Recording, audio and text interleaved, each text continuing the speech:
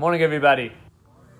This week's parsha is Parshas Naso, and in this week's parsha, it talks about the tribes coming together to donate and contribute for the wagons for the Mishkan. The Mishkan, the traveling tabernacle, traveling temple in the wilderness, they would make different stops. They had 40 stops that the Jewish people they camped in the wilderness. So between stop to stop, they had to dismantle, take apart the Mishkan, load it onto the wagons, travel with the wagons, and then when they got to the next stop, wherever the clouds of glory stopped, that's where they knew they had to make their camp. So there were 6 wagons in total. So every shevet gave the amount for a half a wagon. So and together they had 6. From 12 tribes, they had 6 wagons.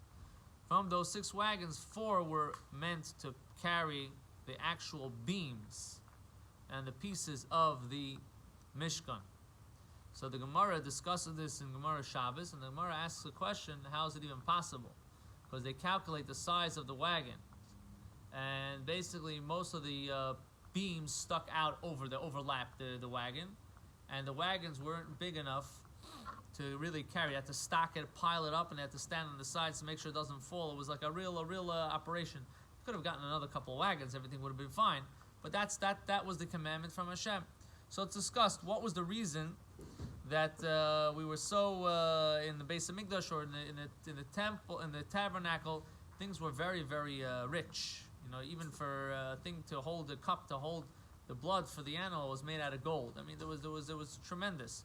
But at the same time, when it came to the transport, we were looking for the cheapest deal. They were debating between Uber and Lyft, who was cheaper that day. So you have to understand what's going on over here.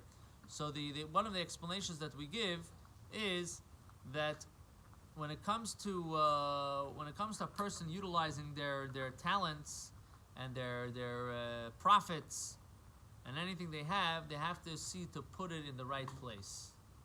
You have to be you have to splurge when it comes to doing a mitzvah. You have to splurge when it comes to doing something meaningful, but at the same time, when it comes to anything else, you have to be very careful. For example, a person is given about 10,000 minutes a week of life, and it comes out to about 40 million minutes a lifetime, something like that. So every minute is a minute. And every minute has value, and every minute we have to see that we're utilizing for that precious avodah service that we have to Hashem. When it comes to a person spending their money, they have to see that they're spending their money for meaningful things. A person is allowed to enjoy, but you have to also know what's the right thing or what's not the right thing. So you see from the Mishkan, even when it came, I mean, in a sense, it was really for the Mishkan also.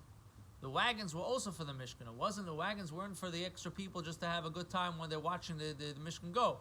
But there was a lesson here that in a sense, they were more careful in spending money on the traveling versus the actual Mishkan itself.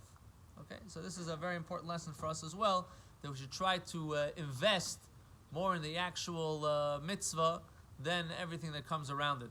Hashem should help. We should be zoicha to a lot of money, a lot of time, a lot of talent, that we should be able to do a lot of good things, and may that bring to the coming of Mashiach.